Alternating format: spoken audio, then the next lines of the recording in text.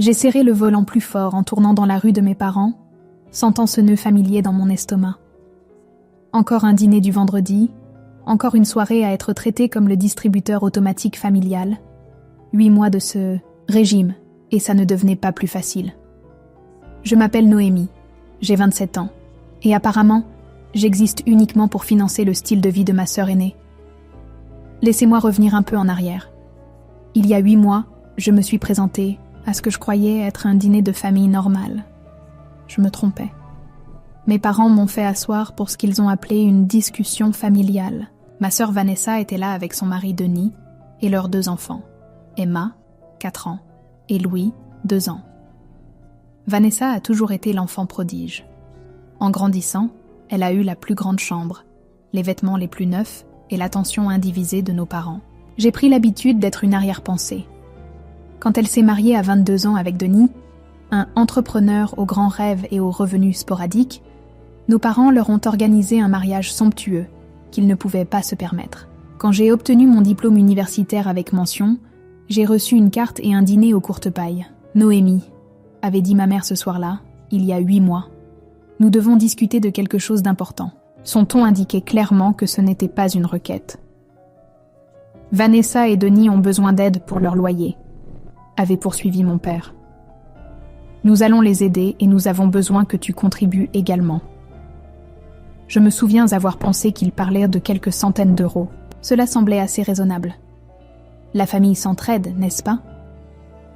Nous leur donnerons 1 000 euros par mois, expliqua maman. Et tu contribueras pour la même somme. J'ai failli m'étrangler avec mon eau. 1 000 euros chaque mois? C'est insensé. J'économise pour mon propre appartement tout en payant un loyer moi-même. Vanessa a levé les yeux au ciel. Nous louons une maison de 2 chambres pour les enfants. C'est cher, mais ils ont besoin d'espace. Pourquoi ne pouvez-vous pas trouver un endroit moins cher? Ou peut-être, je ne sais pas, trouver un travail? Ai-je demandé à Vanessa. Les regards que j'ai reçus de tout le monde à table m'ont fait sentir comme si j'avais suggéré de vendre l'un des enfants. La carrière de Denise est exigeante, dit Vanessa sur la défensive. Denis hocha la tête, d'un air important, bien que sa carrière consistait en des travaux contractuels sporadiques, qui les laissaient souvent sans le sou. Et j'ai besoin d'être à la maison avec les enfants. Je ne peux pas me permettre 1 000 euros par mois, ai-je protesté. Le visage de ma mère s'est durci. La famille se sacrifie pour la famille, Noémie. Ou as-tu oublié tout ce que nous avons fait pour toi? Et voilà, le chantage affectif, pile à l'heure. Noël dernier, j'ai acheté à Emma et Louis des jouets de Carrefour au lieu des trucs hors de prix de cette boutique que Vanessa adorait. On aurait dit que je leur avais donné des cailloux, en juger par la réaction de ma famille. Toutes les fêtes ont été gâchées par des commentaires passifs-agressifs sur mes cadeaux irréfléchis. Alors j'ai cédé. Chaque mois pendant 8 mois, j'ai transféré 1 000 euros à Vanessa, mangeant des pâtes plus souvent que je ne l'aurais souhaité et regardant mes économies fondre. Pendant ce temps, quand Denis avait du travail, il publiait des photos de repas coûteux au restaurant et de nouveaux jouets pour les enfants. Quand il n'en avait pas, il se plaignait d'être fauché et sollicitait mes parents pour de l'argent supplémentaire. Le dîner d'aujourd'hui serait la même vieille routine, tout le monde s'extasiant sur Vanessa et les enfants, Denis parlant de son prochain grand projet, et moi, assise là comme un portefeuille humain. Je me suis garée dans l'allée, j'ai pris une profonde respiration et me suis préparée pour le cirque habituel. À l'intérieur, c'était exactement comme je l'avais prédit. Maman et papa étaient par terre en train de jouer avec Emma et Louis. Vanessa était étalée sur le canapé, faisant défiler son téléphone, et Denis racontait à mon père son dernier projet, garanti de réussir. « Salut », ai-je dit, debout dans l'embrasure de la porte. Personne n'a même levé les yeux, à l'exception de papa qui m'a fait un signe de la main sans conviction avant de se retourner vers Denis. Le dîner a été servi, et nous nous sommes tous assis, les adultes à table, les enfants jouant dans le salon. J'ai remarqué que maman et papa échangèrent des regards et mon estomac s'est noué. Je connaissais ce regard. Cela signifiait qu'ils avaient prévu une autre discussion familiale et celle-ci ne se terminait jamais bien pour moi. Noémie, commença maman, sa voix portant ce même ton autoritaire d'il y a 8 mois. Nous devons avoir une conversation sérieuse. Nous avons décidé de donner notre maison à Vanessa, Denis et les enfants. J'ai regardé ma sœur et son mari. Ils n'étaient pas du tout surpris. Ils rayonnaient pratiquement de satisfaction suffisante. Vanessa a 2 enfants, expliqua papa, comme si j'avais pu oublier ma nièce et mon neveu au cours des 5 dernières minutes. Ils ont besoin d'espace, et c'est beaucoup plus économique que de continuer à payer un loyer. Cela avait un certain sens financier, alors j'ai lentement hoché la tête. D'accord. Alors où allez-vous vivre? Vous prenez un appartement? Mes parents ont échangé un autre regard, cette fois avec de petits sourires. Mon sang s'est glacé. Nous n'aurons pas besoin de louer, dit maman joyeusement. Nous emménageons chez toi. Nous prendrons la chambre principale. Et ne t'inquiète pas pour le loyer. Tu t'en occupes déjà. Bien sûr, les factures augmenteront un peu avec 3 personnes supplémentaires. Je les ai fixées, bouche bée. Vous ne pouvez pas décider d'emménager chez moi comme ça. J'ai 27 ans. J'ai ma propre vie, ma propre routine. J'essaie de sortir avec quelqu'un. Je ne peux pas avoir mes parents vivant chez moi. Le sourire de ma mère a disparu. La famille exige des sacrifices, Noémie. Tu dois te sacrifier pour nous maintenant. Vanessa a hoché la tête avec suffisance. N'oublie pas de continuer à m'envoyer les 1 000 € chaque mois, au fait. Quoi? Ai-je explosé. Pourquoi continuerais-je à t'envoyer de l'argent? Tu obtiens une maison gratuite? Vanessa semblait indignée. Mon Dieu, tu es tellement égoïste. J'ai des enfants, Noémie. Les enfants ont besoin de choses. Je trouverai une utilité à cet argent. Tout le monde a ri, sauf moi. C'était une blague pour eux. J'étais une blague pour eux. C'est réglé alors, dit papa avec finalité. Nous emménagerons bientôt. Je me suis levée, les mains tremblantes. Je dois y aller. Je devrais vider la chambre principale pour vous. Ce dont j'avais vraiment besoin, c'était de sortir de là, avant de hurler ou de fondre en larmes, ou les deux. J'ai conduit jusqu'à chez moi dans un état de rage, les jointures blanches sur le volant. Chaque souvenir d'être négligé et exploité par ma famille m'a submergé d'un coup. Les anniversaires où mes cadeaux étaient une arrière-pensée. Le jour où j'ai obtenu une promotion, et personne ne s'est souvenu de me féliciter. Les innombrables fois où j'ai tout laissé tomber pour garder Emma et Louis pendant que Vanessa et Denis sortaient, sans même recevoir un merci. Qu'avaient-ils jamais fait pour moi? Rien. Absolument rien. Au moment où j'ai atteint mon appartement, je savais exactement ce que je devais faire. Je n'allais pas les laisser me piétiner à nouveau. Pas cette fois. J'ai saisi mon téléphone et appelé mon propriétaire, Sébastien. C'était un type décent dans la 50aine qui possédait plusieurs immeubles dans le quartier. « Hé, Sébastien, c'est Noémie du 4B. J'ai une situation dont je dois discuter avec vous. » « Qu'est-ce qui se passe, Noémie? Tout va bien avec l'appartement ?» J'ai pris une profonde respiration et expliqué toute la situation. Les paiements mensuels à ma sœur, mes parents qui donnent leur maison et leur plan d'emménager chez moi sans même demander. À ma surprise, Sébastien n'avait pas l'air ennuyé ou incommodé. Il semblait sincèrement compatissant. « Mon Dieu, c'est dur, » dit-il quand j'ai fini. Mon beau-frère a fait quelque chose de similaire à ma femme avant notre mariage. Certaines personnes se sentent simplement autorisées à obtenir tout ce qu'elles veulent. Alors, à propos de la rupture du bail, ai-je demandé avec hésitation. Ne vous inquiétez pas. Pas de pénalité. Les drames familiaux sont les pires, dit Sébastien. Puis il a fait une pause. En fait, j'ai peut-être une solution pour vous.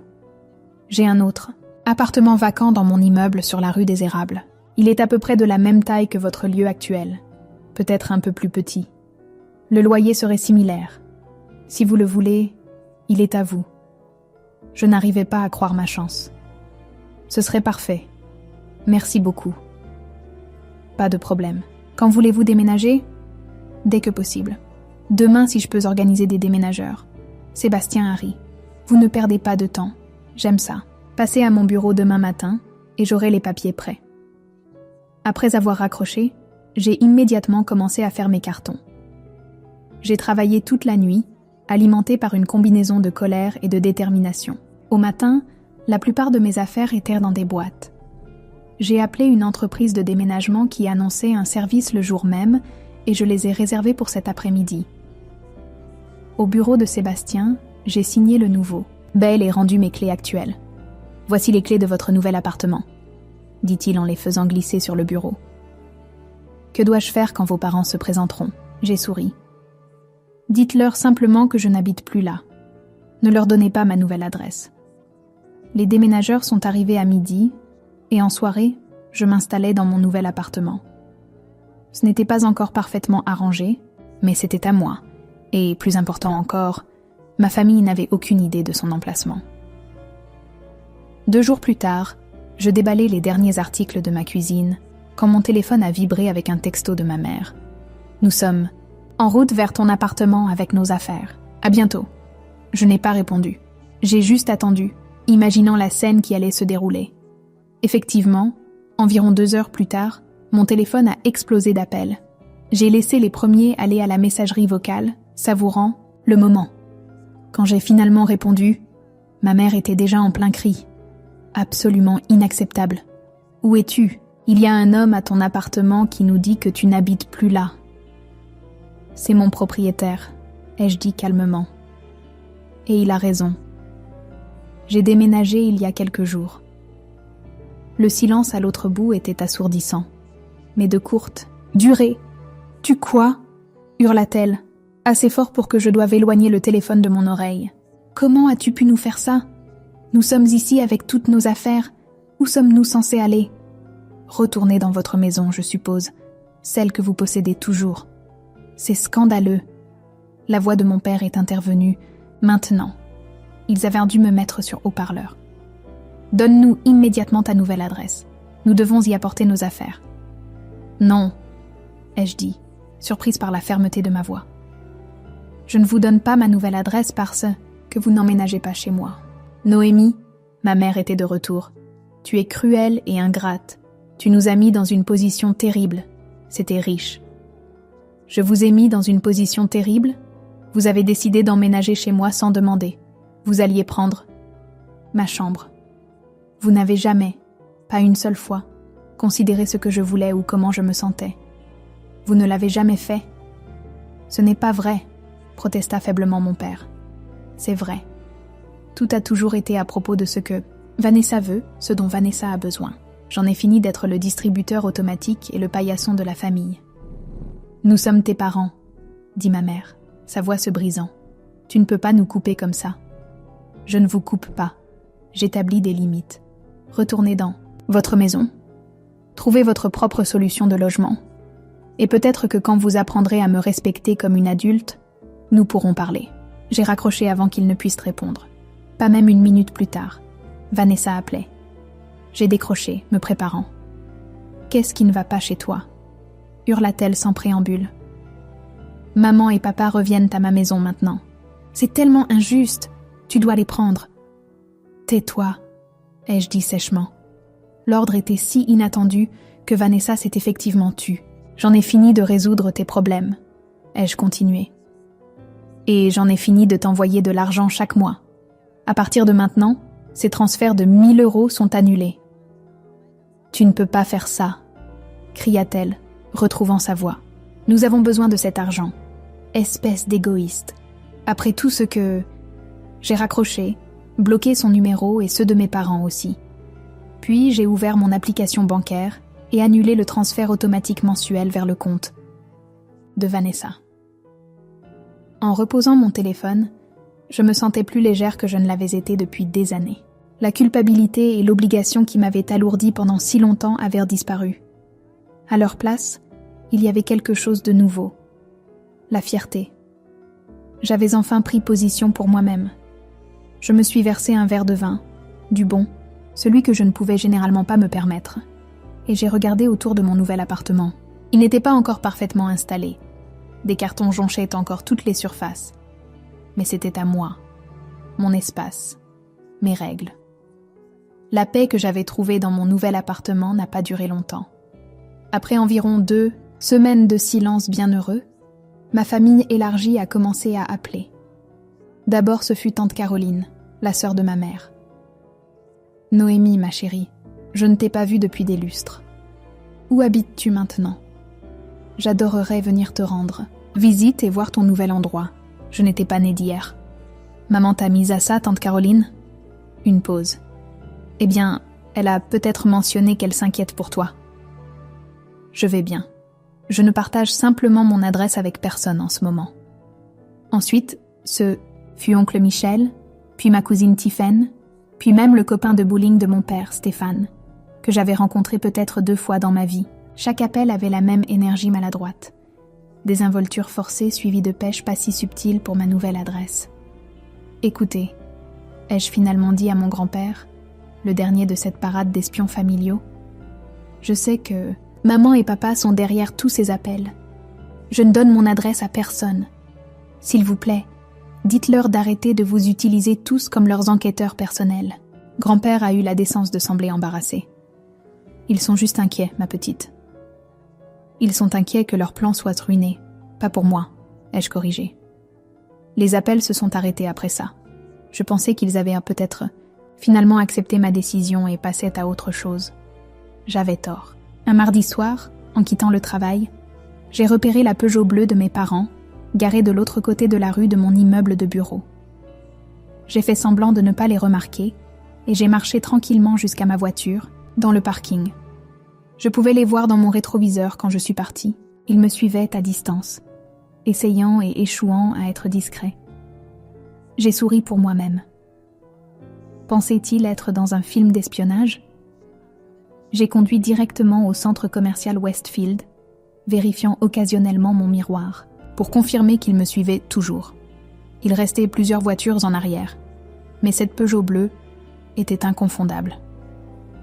Quand je me suis garée dans le parking du centre commercial, ils ont trouvé une place avec une vue dégagée sur ma voiture.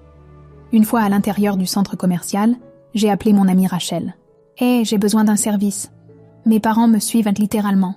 Ils m'ont suivi jusqu'au centre commercial et ils surveillent ma voiture. Peux-tu venir me chercher à la sortie nord? Je sortirai par là pendant qu'ils surveillent toujours. Ma voiture à l'entrée sud. J'arrive tout de suite, ma belle.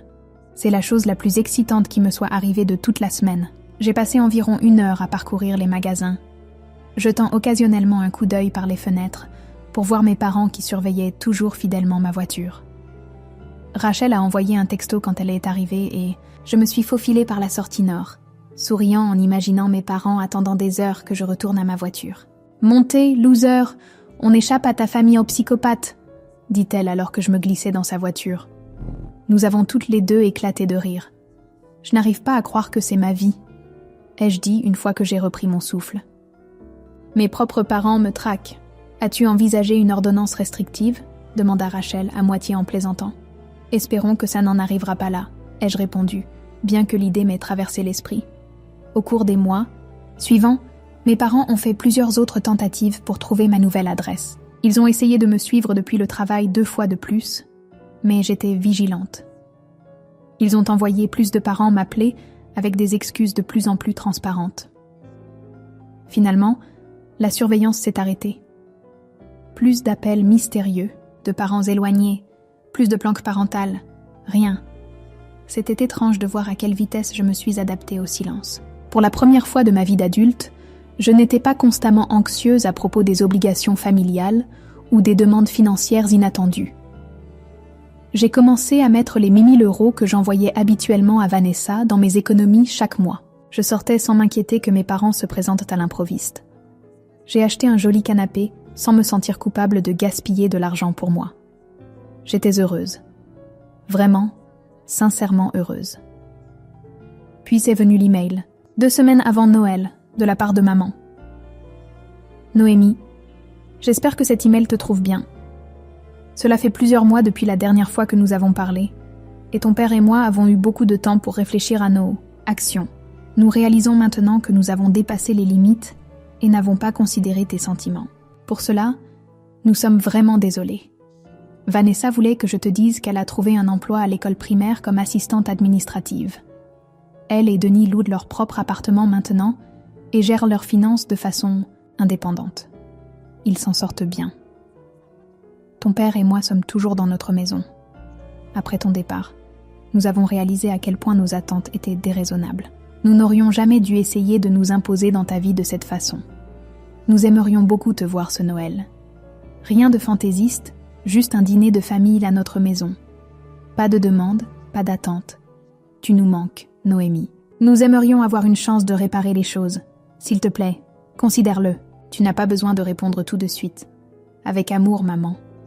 J'ai lu l'email 3 fois, n'arrivant pas vraiment à croire ce que je voyais. Des excuses de ma mère? Et Vanessa avait un emploi? Était-ce une véritable branche d'olivier? Ou une autre tactique de manipulation? Après une vie à être l'enfant moins favorisé, à avoir mes limites piétinées et ma générosité exploitée, pouvais-je faire confiance à ce changement soudain de cœur? J'ai fermé l'ordinateur portable sans répondre. J'avais besoin de temps pour réfléchir. Cette nuit-là, j'ai rêvé des Noëls de mon enfance. La façon dont Vanessa déchirait des montagnes de cadeaux, tandis que je déballais soigneusement ma pile beaucoup plus petite. La façon dont maman rayonnait quand Vanessa l'étreignait, mais remarquait à peine quand je faisais de même. La comparaison constante, le sentiment persistant que j'étais en quelque sorte moins digne d'amour et d'attention. Mais je me suis aussi souvenu de moments de connexion authentique. Papa m'apprenant à faire du vélo, maman me soignant pendant une terrible grippe quand j'avais 10 ans, les rares moments où Vanessa et moi nous entendions bien, partageant des secrets et ricanant jusque tard dans la nuit, avant que notre relation ne s'aigrise à l'adolescence. Ces moments étaient-ils suffisants pour construire une nouvelle relation? Pourrions-nous jamais avoir une dynamique familiale saine? Ou serais-je toujours l'arrière-pensée, le plan de secours, le distributeur automatique ambulant? Je n'avais pas de réponse. Tout ce que je savais, c'est que j'avais trouvé ma force, ma voix, mes limites. Quoi qu'il arrive ensuite, je ne les perdrai plus jamais. J'ai fixé l'email de ma mère pendant des jours, le curseur planant sur le bouton de réponse avant que je ne ferme mon ordinateur portable et m'éloigne. Noël était dans une semaine et je n'avais toujours pas décidé quoi faire. J'ai rédigé et supprimé une 12aine de réponses à l'email de ma mère. Aucune ne semblait juste. Trop froide, trop indulgente, trop hésitante. Finalement, j'ai écrit « Maman, je viendrai pour le dîner de Noël. À quelle heure dois-je être là ?» Bref, sans engagement, mais pas impoli. J'ai appuyé sur « Envoyer » avant de pouvoir changer d'avis. La réponse de ma mère est arrivée moins d'1 heure plus tard. « Noémie, nous sommes si heureux que tu viennes. Le dîner sera à 17h. Ton père fait son fameux rôti de bœuf. Viens simplement toi-même, pas de cadeau nécessaire. Avec amour, maman. » Le pas de cadeau nécessaire a attiré mon attention.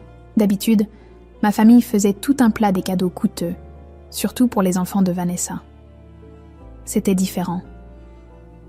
La semaine précédant Noël a été un tourbillon de délais de travail de dernière minute et de préparatifs pour les fêtes. Malgré l'assurance de ma mère que les cadeaux n'étaient pas nécessaires, j'ai acheté de petits présents pour tout le monde. Rien d'extravagant, juste des gestes attentionnés.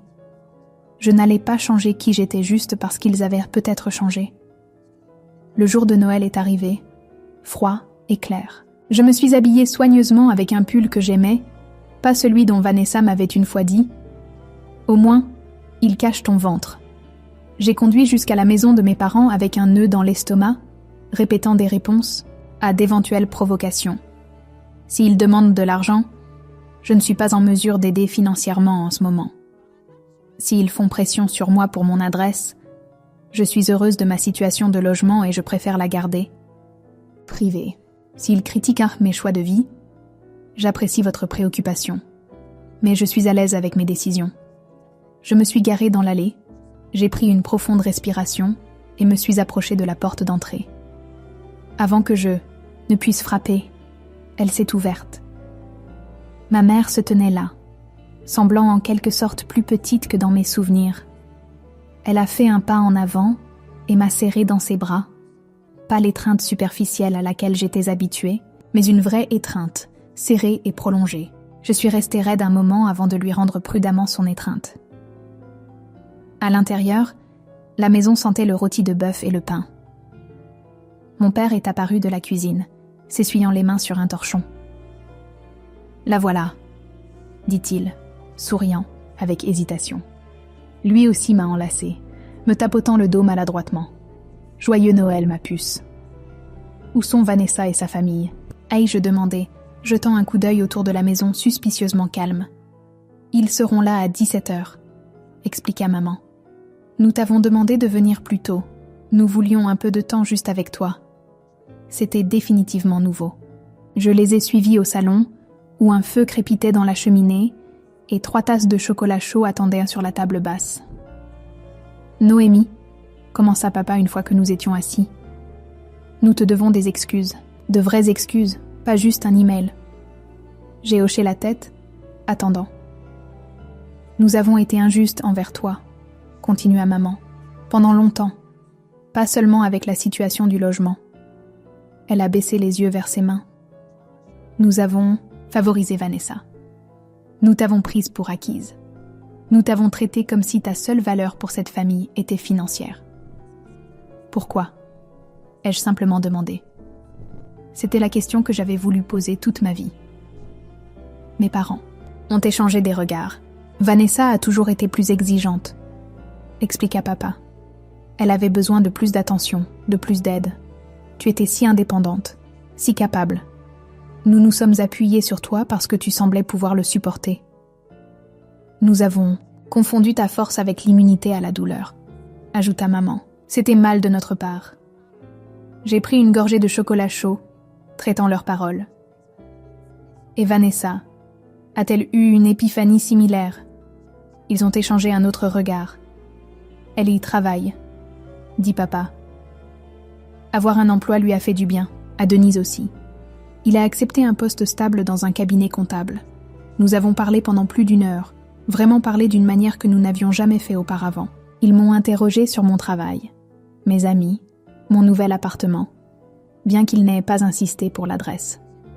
Je me suis retrouvée à me détendre lentement, prudemment optimiste. À 17h, la sonnette a retenti. Vanessa, Denis et les enfants étaient arrivés. Je me suis préparée à voir ressurgir l'ancienne dynamique. Vanessa est entrée en premier, les enfants la suivant. Ses yeux ont immédiatement trouvé les miens. « Noémie » dit-elle, sa voix inhabituellement sobre. « Joyeux Noël !»« Joyeux Noël !» ai-je répondu neutrement. Un silence gênant est tombé, puis, à mon grand étonnement, Vanessa a fait un pas en avant et m'a enlacée. « Je suis désolée » a-t-elle murmuré. « J'ai été une terrible sœur. » Je me suis figée, complètement non préparée à cela. Vanessa ne s'était jamais excusée auprès de moi pour quoi que ce soit de toute sa vie. Merci de dire ça, ai-je réussi à articuler. Le dîner était surréaliste. Vanessa parlait de son travail avec un enthousiasme authentique. Denis discutait de son nouveau poste sans une seule mention de s'enrichir rapidement. Les enfants étaient bien élevés, et quand Emma a renversé son jus, Vanessa l'a nettoyé elle-même au lieu de s'attendre à ce que maman ou moi le fassions. Personne ne m'a demandé d'argent. Personne n'a fait de commentaires passifs-agressifs sur mes choix de vie. Personne n'a essayé de me faire sentir coupable d'avoir établi des limites. Après le dîner, alors que nous échangions les modestes cadeaux que nous avions tous apportés, je me suis surprise à rire sincèrement des blagues ringardes de papa, à accepter les compliments de maman sans chercher de pique cachée, et à apprécier réellement le bavardage excité de ma nièce et de mon neveu. Comme je me préparais, à partir, maman m'a raccompagnée à la porte. « Viendras-tu pour le nouvel an ?» a-t-elle demandé avec hésitation. J'ai hésité. Une bonne soirée n'effaçait pas des années à être traitée comme une arrière-pensée. La confiance prendrait du temps à se reconstruire. Laisse-moi y réfléchir, ai-je dit honnêtement. Elle a hoché la tête, acceptant ma limite sans protestation. Un autre bon signe. Dans ma voiture, je suis restée assise un moment avant de démarrer le moteur. La soirée s'était bien passée, suspicieusement bien, pensait une partie cynique de moi. Était-ce tout un acte ? Reviendraient-ils à leur forme habituelle une fois qu'ils penseraient que j'étais de retour dans le giron ? Seul le temps le dirait. Mais pour l'instant, j'étais fière de moi d'être venue, de les avoir affrontés selon mes conditions. Si notre relation pouvait être vraiment réparée restait à voir, mais je savais une chose avec certitude. Je ne serais plus jamais le paillasson de la famille. J'avais trouvé ma voie et je n'allais pas la perdre à nouveau. Fin de l'histoire.